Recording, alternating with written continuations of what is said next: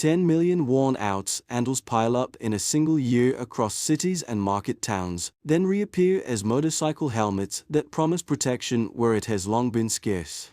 What looks like trash suddenly becomes jobs for collectors and factory workers, a local supply chain that cuts imports, and a public safety bet that only works if trust holds under real-world stress. So what does this shift actually mean for riders, families, and institutions watching closely? And why does Ibrahim Traoré shape how this experiment is judged far beyond Burkina Faso's borders? Because what unfolds next determines whether affordable safety scales quietly into stability, or whether one crack, one rumor, and one failure collapse confidence overnight. What follows is not a feel-good recycling story or a clever headline about innovation under pressure. It is a close look at how a single industrial idea can succeed or fail based on rules, incentives, and enforcement rather than intention. By staying, the listener gains a clear framework to judge whether this kind of project can actually reduce injuries, stabilize incomes, and build trust, or whether it quietly adds risk under the cover of affordability. This matters because the outcome is measurable. It affects how many riders wear helmets, how many injuries turn into medical debt, and how much confidence people place in locally made safety products. And this is not content for casual listening. Missing the details means confusing speed with effectiveness and mistaking a factory opening for a functioning system. It also means accepting surface narratives while overlooking where failure usually begins. If this is skipped, it becomes easy to repeat simplified claims or dismiss the idea outright without understanding the mechanisms that decide success. It offers the tools to see where credibility is earned, where it is lost, and why that difference carries real consequences for everyday life. The first quiet reveal is that this idea is not about recycling at all. It is about whether a safety product can be trusted when the input itself is messy, inconsistent, and easy to counterfeit. One number frames the risk immediately. Roughly 10 million pairs of worn footwear circulate as waste in Burkina Faso each year, an enormous volume that can either poison quality or stabilize it, depending on how it is controlled. The story begins with a simple observation made in markets and transport hubs. Used sandals and shoes are everywhere, burned, buried, or blown into the Sahel wind because they have no organized value. At the same time, motorcycles carry workers, students, and families every day, often with little or no reliable head protection. The gap between waste and need is obvious, but closing it safely is not. It requires predictable material behavior, repeatable processes, and visible proof that every unit performs the same way under impact. This is where the stakes rise. If inputs are not sorted and blended consistently, two helmets that look identical can fail very differently. One widely shared failure, even if caused by a fake or a bad batch, can erase months of progress. Rumors move faster than audits, and street wisdom oft unbeats official explanations. Under Ibrahim Traoré, the project is read as a signal about governance rather than novelty. The question becomes whether standards can be enforced beyond a launch event, whether certification can be verified in seconds at a roadside stall, and whether counterfeit incentives are confronted early rather than ignored. The people affected first are not policymakers but riders and vendors who decide, day by day, what to buy and sell based on risk and reputation. Seen this way, the experiment stops being symbolic. It becomes a test of whether rules can travel from a factory floor into everyday markets without breaking. And that test is already underway. At this stage, the story gains a guide, not as a hero figure, but as a reference point for how the change is being interpreted. Observers inside and outside the country look less at slogans and more at whether decisions align with outcomes that can be checked. That is where Ibrahim Traoré enters the frame, not as a symbol of recycling or industrial policy, but as a benchmark for whether authority is willing to tie its credibility to measurable safety results. The early impact appears in small, practical ways. Riders begin asking different questions, not only about price, but about whether a helmet is real and whether it will perform the same way as the last one. Vendors notice the shift immediately, because arguments at the counter are early warnings of wider doubt. A product that avoids disputes sells faster even if it costs slightly more. A second confirmation comes from clinics and workshops. Fewer head injuries from minor crashes do not make headlines, but they register quietly in emergency rooms and repair shops, when injuries decline even marginally. Families feel it through lower medical bills and fewer lost workdays. These changes are subtle, but they accumulate into a pattern that professionals notice before commentators do. What matters is that none of this is guaranteed by intention alone. The same setup can also produce the opposite effect. If verification is unclear, vendors retreat to safer margins, riders fall back on rumor. And the cheapest lookalike wins. In that scenario, trust erodes quickly and spreads outward, staining even the units that perform correctly. This is why the presence of a visible decision-maker changes perception. Under Ibrahim Traoré, early signals are read as clues about whether standards will be defended when pressure arrives. The story is no longer about innovation. It is about whether discipline holds when incentives pull in different directions. And from here, the stakes escalate sharply. It starts abruptly, without ceremony. Collection points appear in markets and transport hubs, and old sandals that once had no value are suddenly weighed, priced, and paid for. Small sums change hands, bags fill quickly. The waste stream tightens into something organized. What was ignored becomes counted.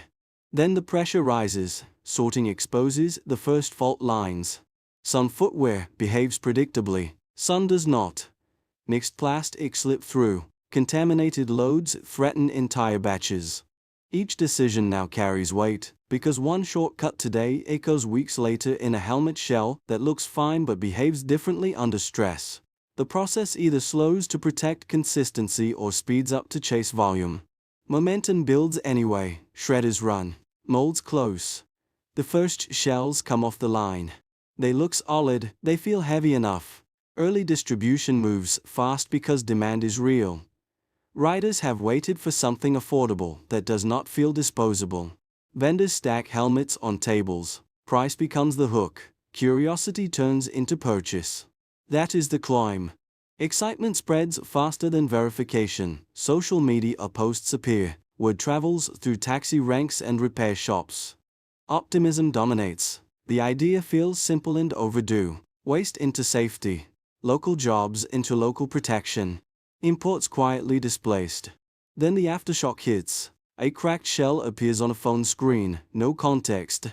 No batch number. No explanation. Just an image and a sentence that travels faster than any quality report ever could. It does not matter yet whether the helmet is certified, counterfeit, or misused. The effect is immediate. Conversations shift. Buyers stop asking how much and start asking whether it is real. Vendors feel the squeeze first. Arguments take time. Returns cost money. Some suppliers offer identical-looking helmets for less. No paperwork, no questions. The gray market moves faster than enforcement. At this point, the timeline forks, but the stress is the same. Either verification appears at the point of sale, or confusion wins.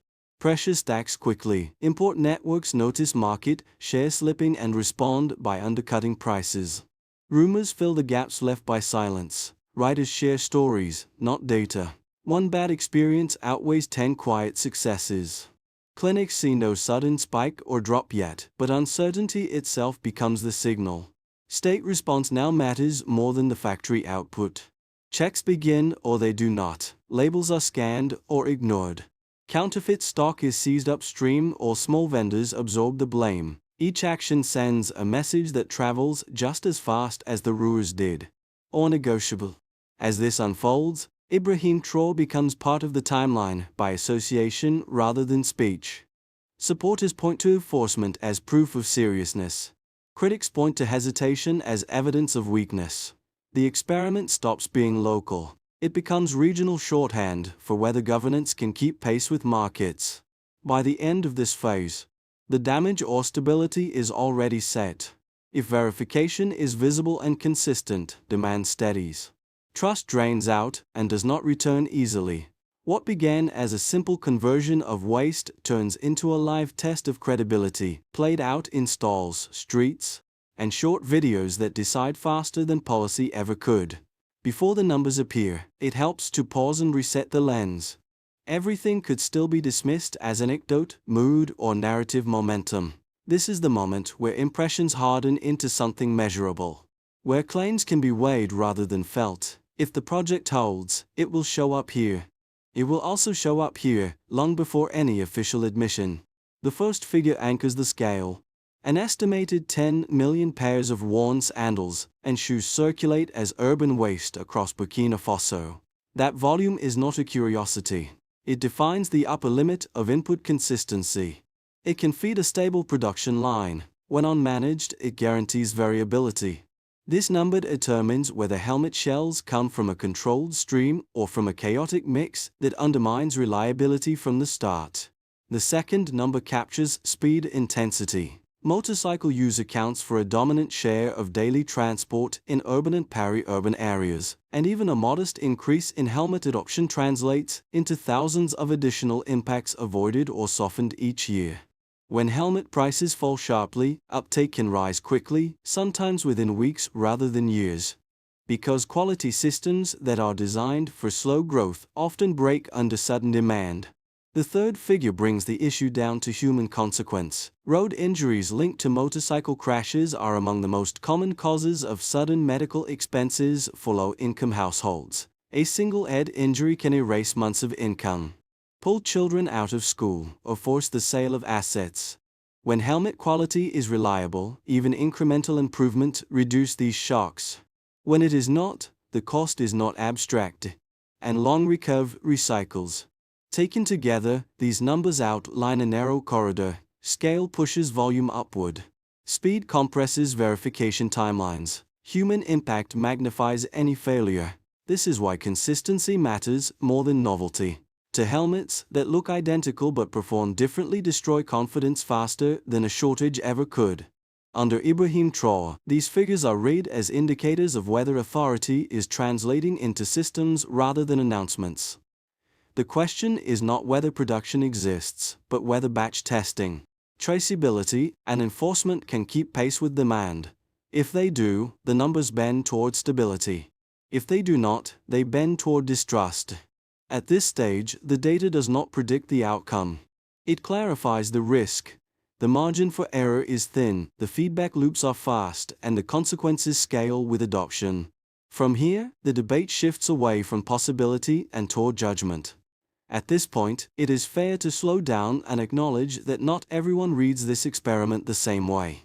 There is a serious counter-argument that deserves to be stated clearly, without caricature or dismissal. In fact, understanding it is essential to understanding the whole picture. The first objection is straightforward. Critics argue that recycling footwear into helmets introduces unnecessary risk into a category where failure is unacceptable.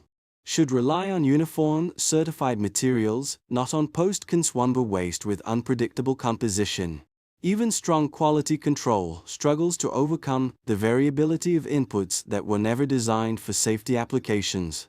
A cheap helmet that fails once does more damage than no helmet at all, because it creates false confidence. The responsible path is to focus on proven imports and leave experimentation to non-critical products. That argument has weight, and it highlights a real danger, but it overlooks how the market actually behaves when prices are out of reach.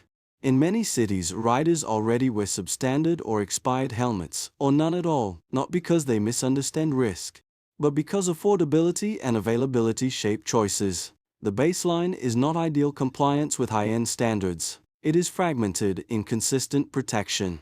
In that context, the question shifts from perfection to improvement under constraint. A reliably tested recycled helmet that performs within defined limits can reduce harm compared to what is currently worn, but only if consistency and enforcement are real. The second objection comes from a governance angle. Some argue that the state should not anchor credibility to such a visible, failure-prone project. If counterfeits flood the market or enforcement falters, the reputational cost could exceed the benefits. From this view, it is safer to regulate quietly and avoid initiatives that invite public scrutiny and rapid judgment. They suggest is preserved by caution, not by exposure. This perspective also has merit, especially in environments where institutions are fragile. Yet it assumes that credibility is preserved by absence rather than performance. In practice, public trust erodes just as quickly when governments appear passive in the face of everyday risk. Doing nothing does not freeze reputation in place. It lets informal markets and rumors define it instead. When these positions are set side by side, the issue becomes clearer. The debate is not about whether recycled helmets are inherently good or bad. It is about whether systems can compensate for material risk through visible standards, traceability, and enforcement. Under Ibrahim Traoré, the choice to proceed is interpreted less as a recycling gamble and more as a wager on institutional discipline. Seen this way, the disagreement is not between optimism and skepticism. It is between two theories of trust, one that protects it by avoidance, and one that tries to earn it through controlled exposure. The next turn in the story depends on which theory survives contact with the street. Everything pivots on trust, not plastic. What changes the direction here is not a new machine or a bigger factory, but the moment the project is reframed as a public safety system rather than a recycling effort. The quiet shift happens when attention moves away from how helmets are made and toward how they are proven. This is the midpoint where the logic flips. Success no longer depends on enthusiasm or scale. In real markets, under pressure. At this stage, the decisive factor becomes visibility. Batch testing that can be seen, certification that can be checked in seconds, labels that cannot be quietly copied without consequence. The idea only stabilizes once ordinary buyers can confirm authenticity without trusting a speech, a poster, or a promise. That is the reveal many observers miss at first because it is procedural rather than dramatic. This is also where the political reading sharpens. Under Ibrahim Traoré, the project stops being interpreted as an experiment and starts being judged as a signal of whether rules can travel beyond institutions into everyday transactions. If verification is simple and enforcement targets suppliers rather than survival vendors, confidence grows. If it is opaque or selective, doubt spreads faster than production ever could. From this point forward, the story is no longer about whether recycled helmets are possible. It is about whether a system can protect trust once popularity arrives. Everything that follows flows from that turn. Consequences stop being theoretical and begin to settle into daily routines. What had looked like a technical debate about materials now shows up as decisions made under pressure, with costs and benefits distributed unevenly across society. They arrive in layers and they are felt differently depending on where one stands. At the level of the state, the pressure is immediate and uncomfortable. Authorities are forced to choose between speed and credibility, between signaling progress and enforcing discipline. Checkpoints, certification audits, and market inspections either become routine or remain symbolic. Each choice sends a message. When enforcement is consistent, legitimacy quietly accumulates. When it is sporadic, uncertainty grows, and the state is seen as reactive rather than protective. These signals are read closely, because they are taken as evidence of whether authority is being tied to outcomes that can be checked rather than to announcements that fade. For businesses, especially small vendors and transport operators, the consequences are economic and practical. A helmet that customers trust sells with fewer arguments and fewer returns. A helmet that raises doubts slows transactions and increases conflict. Authorized sellers gain stability if verification is clear. Informal sellers face pressure when counterfeit stock becomes risky to move. Importers respond by cutting prices or shifting channels. The market does not wait for policy statements. It follows incentives, and it punishes ambiguity. For ordinary riders and households, the impact is more personal. Helmet choice is not an abstract safety decision. It is a calculation about income, risk, and credibility. When affordable, verified helmets are available, adoption rises and injuries decline quietly. Fewer accidents turn into catastrophic medical bills. Fewer workdays are lost. These changes rarely trend online, but they matter deeply to families living close to the margin. The opposite happens. Riders revert to old habits, worn gear, or nothing at all. Not because they dismiss risk, but because uncertainty feels worse than familiarity. Beyond national borders, the story widens. Neighboring countries and regional partners watch not for inspiration, but for proof. If the system holds, it becomes a reference point for how informal waste streams can be disciplined into regulated industries. If it fails, it reinforces skepticism about local manufacturing of safety-critical goods. The ripple effects touch trade discussions, donor confidence, and perceptions of institutional capacity across the region. What binds these layers together is trust moving faster than policy. A single verified success does not guarantee stability, but repeated verification builds it. A single scandal, real or perceived, can undo months of progress. This asymmetry is what makes the consequences so sharp. Gains are slow and cumulative. Losses are sudden and contagious. In this phase, the experiment reveals its true stakes. It is no longer about whether helmets can be made from waste. It is about whether rules can be defended where they matter most, in transactions that happen in seconds, under heat and noise. Far from conference rooms, that outcome determines who benefits, who bears the risk, and whether confidence compounds or collapses. From here, the most likely path is not dramatic success or collapse, but a mixed trajectory shaped by execution under strain. Production continues and affordable helmets remain available, but enforcement and verification advance unevenly. Some markets become discipline zones where certification is checked routinely and trust stabilizes, allowing counterfeit stock to circulate quietly. Adoption rises overall, but confidence varies by neighborhood. Fewer injuries than before, yet persistent doubt that limits the full potential of scale. Progress exists, but it is fragile and requires constant attention to avoid backsliding. A more optimistic outcome depends on a narrow set of conditions aligning at the same time.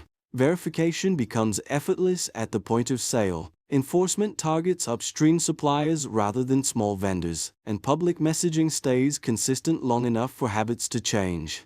In that scenario, trust compounds. Riders begin to assume that certified means real. Vendors prefer authorized channels because disputes drop and margins stabilize. Imports lose ground not because of slogans, but because the local option becomes a safer and simpler choice. Over time, helmeted option rises sharply. Injury-related medical shocks decline, and the system becomes a template for other safety products. Under Ibrahim Traoré, this path would be read as evidence that authority can convert intent into durable institutions. The worst case does not require catastrophe. It unfolds quietly through neglect. Verification tools exist but are inconsistent to used. Counterfeits spread faster than clarification. A few widely shared failures, whether real or staged, dominate perception. Riders lose confidence and revert to familiar habits. Vendors hedge by stocking cheaper lookalikes. The factory continues to run, but demand erodes. What began as a credibility bet becomes a cautionary tale, not because helmets cannot be made safely, but because trust was not defended where it mattered. Reputational damage extends beyond the product to the institutions associated with it. Across all three scenarios, the hinge is not technology or intention. The difference between improvement and reversal lies in whether verification becomes routine, whether enforcement is perceived as fair, and whether standards are visible rather than implied. It hinges on recognizing that all three remain possible, and that choices made now push the system steadily toward one of them. The most important lesson is not to guess outcomes, but to prepare for them with clear eyes. Systems that assume good will fail under pressure. Systems that anticipate doubt and design for it endure. The direction taken next will show which lesson is being applied. The stakes and the possible futures, the question narrows to something more personal. What does this mean for the person listening right now, who may not ride a motorcycle, run a market stall, or design policy, but still lives inside the ripple effects of decisions like this? For those who actively follow developments like these, the advantage is awareness. Understanding how trust is built or lost in everyday systems makes it easier to read signals early before outcomes harden. But awareness alone is not protection. Rapid shifts require constant recalibration, and assumptions that worked last year can fail quickly when incentives change. For those who feel only indirectly connected, the impact arrives through economic instability. Fewer injuries reduce pressure on clinics, households, and local economies. More predictable systems reduce sudden shocks that travel through prices, services, and work opportunities. These effects shape daily life in quiet but persistent ways. Ignoring them does not make them disappear. Then there is the group that assumes this kind of story is distant or irrelevant. That distance is understandable, but it carries risk. Systems built on trust tend to fail suddenly rather than gradually. The consequences rarely stay contained. Jobs vanish, costs rise, and uncertainty spreads outward to people who never thought they were part of the equation. Being unprepared does not make the impact smaller, it makes it more disruptive. Across all three perspectives, the common thread is agency. No one is required to take sides or predict outcomes, but understanding how credibility is earned, tested, and defended creates room to respond rather than react. It allows individuals to adjust expectations, decisions, and conversations before pressure forces the issue. Whether this experiment succeeds or stumbles, the process itself offers a lesson that travels far beyond helmets or recycling. It shows how everyday safety, trust, and governance intersect in places most people rarely look closely. Seeing that intersection clearly is not about anxiety or activism. It is about staying oriented in a world where small systems often decide large consequences. Solutions here cannot live at the level of slogans or broad intentions. Actions have to be concrete, sequenced, and measurable with responsibility clearly assigned. The first step sits at the center with leadership and regulators. The task is to lock in visible standards early, not after a crisis. That means defining certification rules that are simple enough to be checked in seconds, publishing testing thresholds, and committing to routine batch audits within a clear time frame. But by whether buyers can verify authenticity consistently at the point of sale. The second step belongs to producers, distributors, and organized market actors. Factories and authorized channels have to treat traceability as part of the product, not an add-on. Each batch must be logged, labeled, and auditable, with clear consequences for deviations. Distribution should favor partners who agree to verification norms and transparent records. Stability is measured by fewer disputes, lower return rates, and predictable supply rather than by headline volumes. The third step reaches communities and individual buyers. People do not need technical detail, but they do need a habit that works. Verification must become routine, quick, and socially reinforced.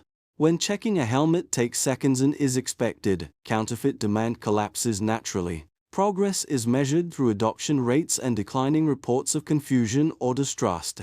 A for-3 enforcing step can extend outward through regional coordination and information sharing.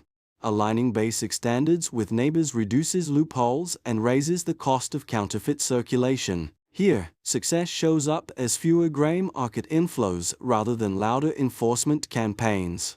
Under Ibrahim Traoré, the credibility of this roadmap rests on follow-through. Each step is modest on its own, but together they form a chain where failure at one link weakens the whole. Not ambition is what decides whether trust compounds or drains away. That is the difference between a temporary project and a system that endures. But the earlier moment when a simple question changed tone. It was the point when riders stopped asking how cheap a helmet was and started asking how to know it was real. That shift, quiet and unspectacular, is where the entire journey circles back. From the first piles of discarded sandals to the pressure of public judgment, the path has been uneven, tense, and revealing. Each stage added weight, not drama, showing how quickly intention meets reality once products touch daily life. What began as an idea about reuse turned into a lesson about discipline, proof, and the fragile mechanics of trust. Seen together, the sequence exposes something larger than manufacturing. It shows how credibility is earned slowly and lost quickly, how rules matter only when they are visible, and how ordinary decisions accumulate into outcomes that feel inevitable only in hindsight. In this light, leadership is not defined by speeches, but by whether systems hold when incentives pull them apart. Under Ibrahim Traoré, the story has been read as a test of whether authority can stay anchored to results that people can check for themselves. Not everyone will agree on the verdict, but the process itself has already clarified what is at stake. Safety is not symbolic. Trust is not abstract, both live or die in small, repeated moments. And that is the final turn. When systems reach the street, choice stops being theoretical. Not intention, what remains now is not a conclusion to accept, but a space to think together. Everyone who listened this far will carry a slightly different reaction, shaped by experience, distance, and expectation. It is what makes the discussion worth having. If this story felt important, it is likely because it touches something familiar. Systems that promise safety, fairness, or stability only matter when people can trust them without effort. When it breaks, the noise spreads quickly and rarely stays contained. Sharing this perspective is not about agreement. It is about widening the circle of understanding so fewer people are surprised when consequences arrive. If others around you are still seeing only the surface of the issue, inviting them into the deeper mechanics can change how the conversation unfolds. Not louder, but more grounded. The most valuable next step is reflection, followed by dialogue. What signals of trust matter most in everyday life? Where do systems tend to fail first? And why? And when choices appear small, how often do they decide outcomes that feel much larger later on? This story does not end here. It continues wherever people pay attention, ask better questions, and resist the comfort of simple answers.